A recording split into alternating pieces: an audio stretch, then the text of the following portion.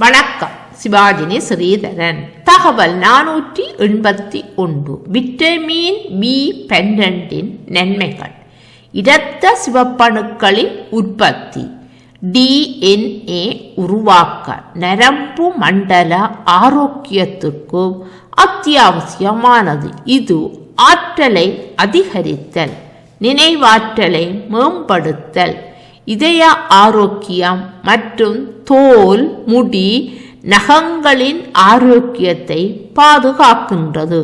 இந்த விட்டமின் குறைபாடு இரத்த சோகை, நரம்பு பாதிப்பு, சோர்வுக்கு வழிவகுக்கும். விட்டமின் B12 முக்கிய நன்மைகள்.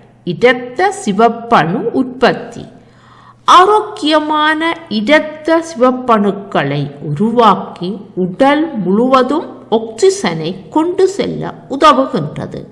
நரம்புகளை பாதுகாத்து மூளை செயல்பாடு, நரம்பு மண்டலம் சிறப்பாக செயற்பட உதவுகின்றது.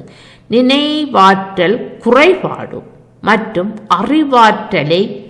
அறிவாற்றல் சரிவை தடுக்க உதவுகின்றது. அசைவ உணவுகளான இறைச்சி, மீன், முட்டை மற்றும் பால் பொருட்களில் விட்டமின் B12 அதிகம் காணப்படுகிறது.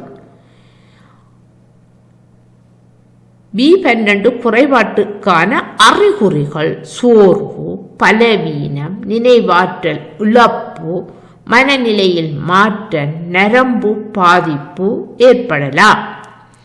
B12 விலங்கு சார்ந்த உணவுகளில் இயற்கையாக காணப்படுகின்றது. நீங்கள் மாத்திரையாக எடுப்பதற்கு பதிலாக நாங்கள் விலங்கு உணவுகளில் சாப்பிடும்போது எங்களுக்கு அதிகமான B12 விட்டமின் எங்களுக்கு கிடைத்து கொள்ளும்.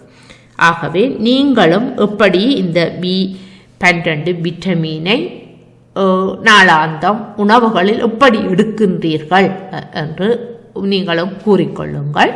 கூடுதலாக சொல்வார்கள் இந்த அசைவ உணவுகளான மாட்டு இறைச்சியில் அதிகப்படியான இந்த இரும்புச்சத்து அதிகம் இருக்கின்றது என்று சொல்லி. ஆகவே இப்படியான உணவுகள் மூலம் நீங்கள் இந்த B12 விட்டமினை எடுத்துக்கொள்கின்றீர்கள் என்று கூட ஒவ்வொரு விட்டமினும் உங்களோட ஒவ்வொரு செயற்பாடுகளுக்கு மிக மிக தேவையாக இருக்கின்றது. கூடுதலாக நாங்கள் வயோதிபர்களை பார்த்தால் அவர்கள் உங்களுடைய உணவகத்தில் நான் கவனித்து பார்த்து கொள்வேன். அங்கே அவர்கள் உணவுகளில் உணவகத்துக்கு சாப்பிடுவதற்கு வருவதே அவர்கள் ஈரல் ஃப்ரெஷ்ஷாக அவர்களுக்கு அங்கே சமைத்து கொடுக்கப்படுகின்றது. மாட்டீரல் அவர்கள் 65, 70, 75, 80 வயதுக்குட்பட்டவர்கள் எல்லாம் அங்கே சில நாட்களில் அங்கே பிரதானமான உணவாக மாட்டீரல் உணவாக வழங்கப்படும். இவர்கள் இந்த வயதான காலத்தில் இப்படியான விட்டமின்களை நேரடியாக பெற்றுக்கொள்வது கூட எங்களுடைய அறிவாற்றலை பெருக்குவதற்கும் மற்ற விட்டமின்களை சரியான முறையில் எங்கள் உடலுக்கு எடுத்துக்கொள்வதற்கும் ஒரு தேவையான விடயமாக இருக்கின்றது. நீங்களும் தெரிந்தவற்றை பேசிக்கொள்ளலாம். நாங்கள் மீண்டும் சந்திப்போம். நன்றி, வணக்கம்.